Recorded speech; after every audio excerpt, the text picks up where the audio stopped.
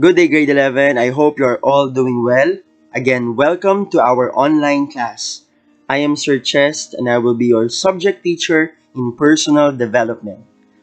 For our lesson for today, sa ating lesson 3, we will talk about the challenges of middle and late adolescence. Noong mga nakaraang lesson, pinag-usapan na natin kung ano nga ba yung adolescence. And for today, makikita natin na sa edad mo ngayon, marami kang challenges na hinaharap. Tulad nung nasa picture, these are the social problems which you encounter every day. Obesity, bullying, academic problems, social media issues, depression, at marami pang iba. At itong mga bagay na to ang pag-uusapan natin sa umaga na to. Now, what are the challenges of adolescence personality? Magbibigay ako ng 10 challenges na hinaharap mo sa araw-araw at pag-usapan natin to. Una, issues with body image.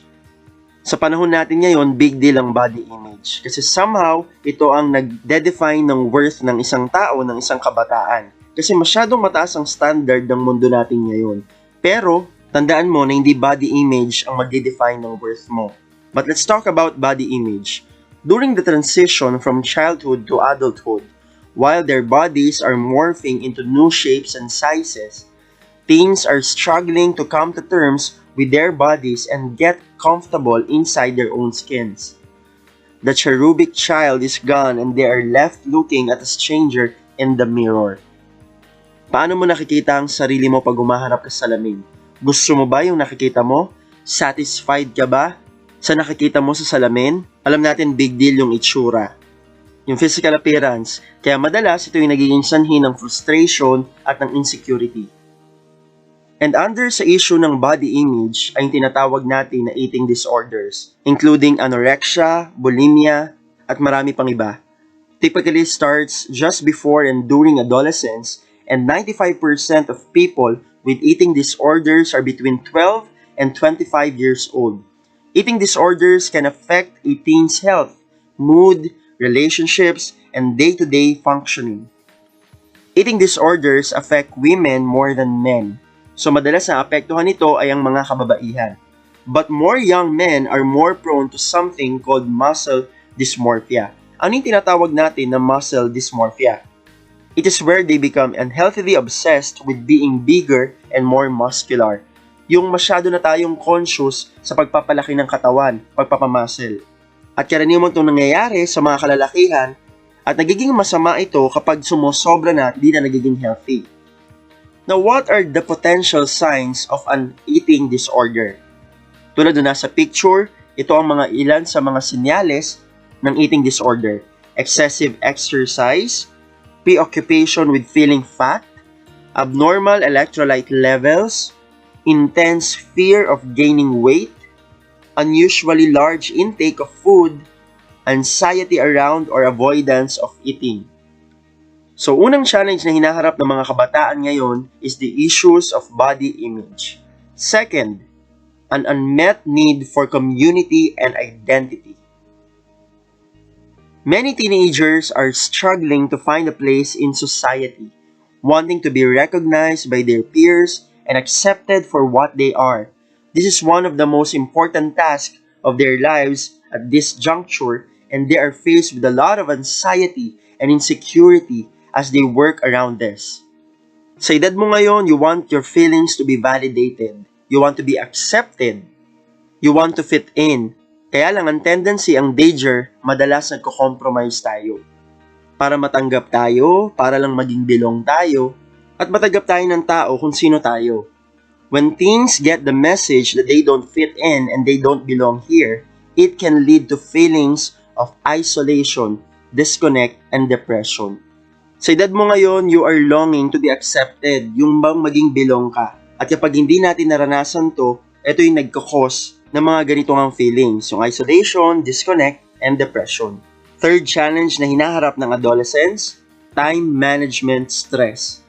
Hirap ang mga teenagers na kagaya mo dito, yung time management. Kaya kapag walang time management, ano ang ending? Nai-stress tayo. Stress increases at school, and the older they get, the number of projects to be done, tests to cope with, and social drama increases, not to mention sports and other extracurricular activities. On the social front, a new and tantalizing horizon opens up. Dating, partying, and hanging out with friends. Meanwhile, they are constantly distracted by electronic media. A teenager learning to juggle all of these expectations is under a lot of stress. Lalo na pag nagkasabay-sabay na nga lahat ng mga gawain, projects, assignments, yung mga school activities, school works, plus pag-uwi sa bahay, marami ka rin iintindihin at dapat gawin, mga chores, at iba pang mga bagay na kung saan nagugulaan ka na kung anong uunahin mo. At ang mahirap dyan, kung wala tayong time management. Dahil alam natin sa edad mo ngayon, maraming distraction. Halimbawa na nga dyan yung electronic media. Madalas maraming oras yung gumugugol sa atin sa social media, sa panonood ng mga movies, sa Netflix, at higit sa lahat yung paglalaro ng mga online games. Kaya ang ending na neglect natin yung mga bagay na dapat nating unahin. Nagka-cramming tayo, nagpa-procrastinate tayo. At anong nagiging ending? Nai-stress tayo. Kaya nga, importante na talagang meron tayong time management. Alamin dapat natin kung ano ba yung dapat i-prioritize, ano ba yung mga bagay na dapat talagang unahin. Kailangan may balance sa lahat ng bagay na ginagawa natin. So third issue, yung time management stress. Pang-apat na challenge na hinaharap ng mga adolescent, social and parental pressure. Yung pressure sa paligid mo, sa school, sa community, sa mga kaibigan mo, and also sa bahay, sa parents mo. Oftentimes, parents live through their children and expect their kids to achieve everything they wanted but did not have. Expecting the teenager to get good grades, have great friends, excel in extracurricular activities, and be well-behaved, responsible for themselves, and sometimes for their younger siblings is a lot of pressure. Ilan lang ito sa mga halimbawa ng pressure, di ba? Yung kailangan maganda or mataas ang grades mo. Kailangan okay yung mga barkada na sinasamahan mo. Kailangan meron ka ding mga extracurricular activities. Kailangan okay ang behavior mo. Kailangan mag-aral kang mabuti para may maganda kang future at para matulungan mo yung pamilya mo. Lalo na kung ikaw yung panganay. Di ba madalas nangyayari sa atin, kailangan makagraduate ka, makahanap ka ng magandang trabaho para ikaw naman magpapaaral sa mga nakababata mong kapatid. Kaya kung laki ka sa mahirap na pamilya, nandun yung pressure na kailangan makapagtapos ka at makahanap ka ng magandang trabaho para makatulong ka na sa pamilya mo financially. So minsan, hindi may iwasan, nandun talaga yung pressure sa family. San pa? Added to this is peer pressure. To be accepted among peers and to become popular, teens feel pressured to conform in their tastes, behaviors, and appearance. Diba yung peer pressure? Yung kailangan mong gawin to para magustuhan ka nila. Kailangan gawin mo to para matanggap ka nila, para masabing cool.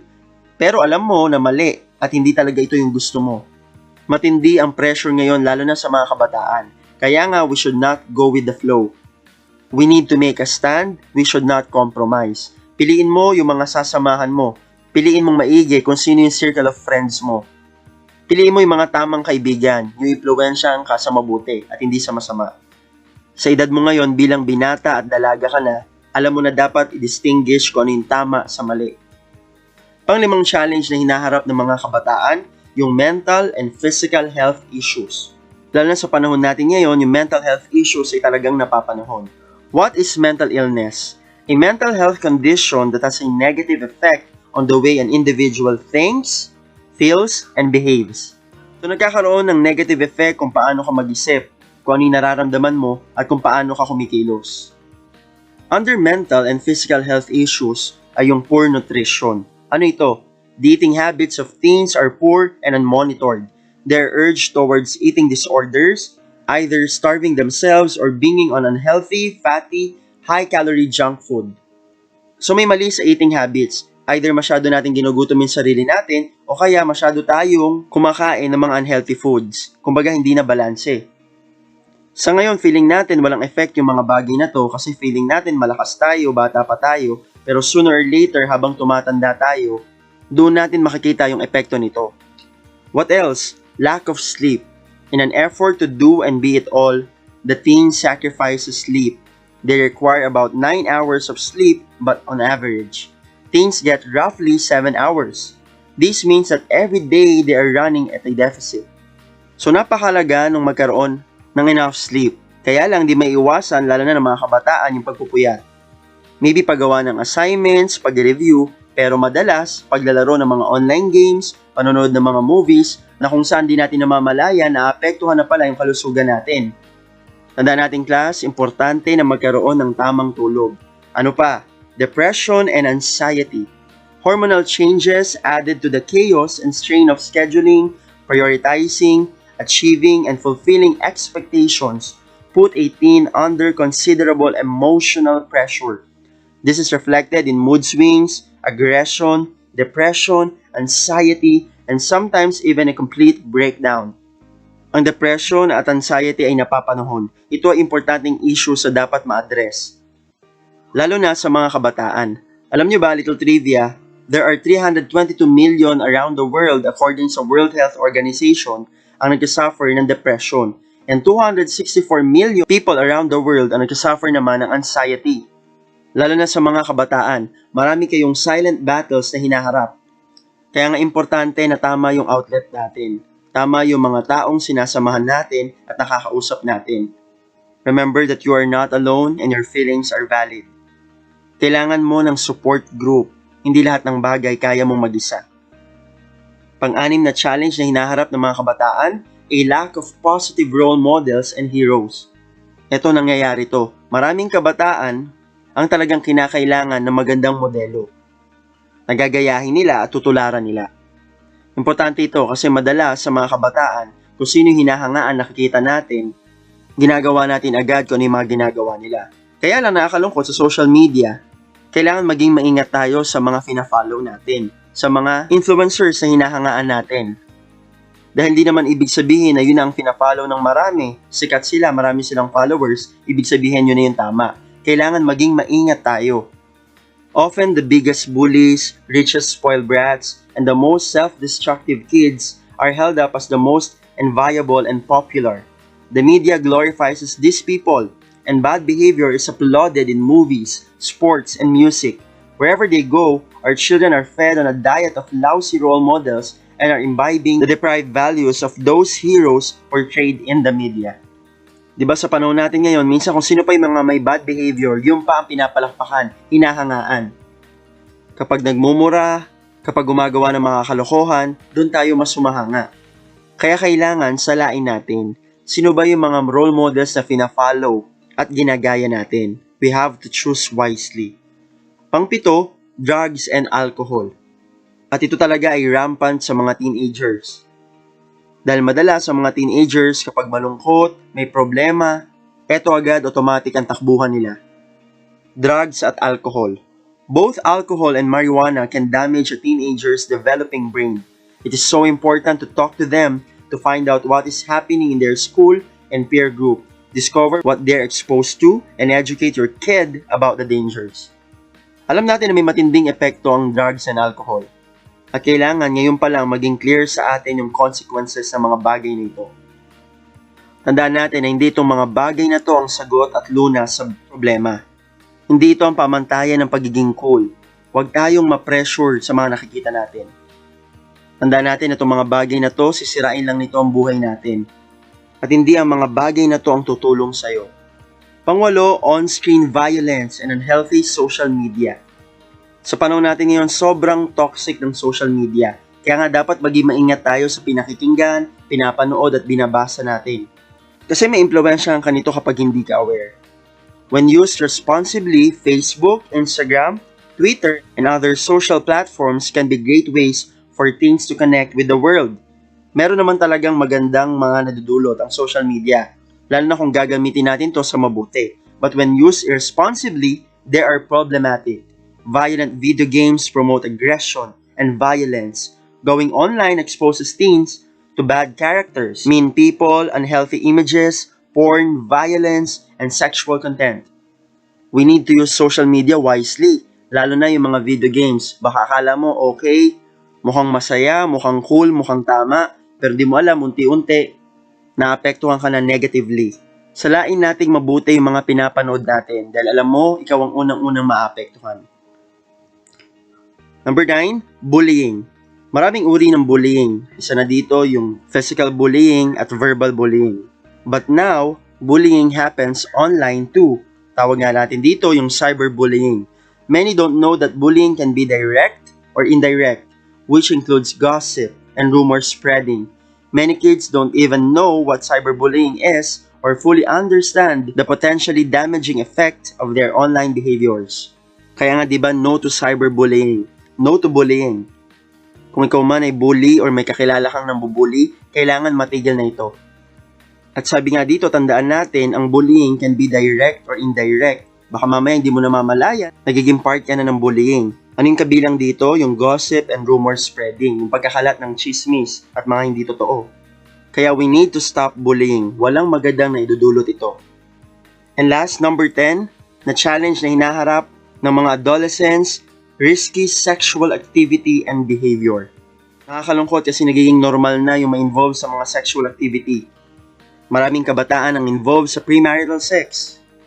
At maraming kabataan ang hindi naunawaan ang consequences nito. Kailangan magkaroon tayo ng standard.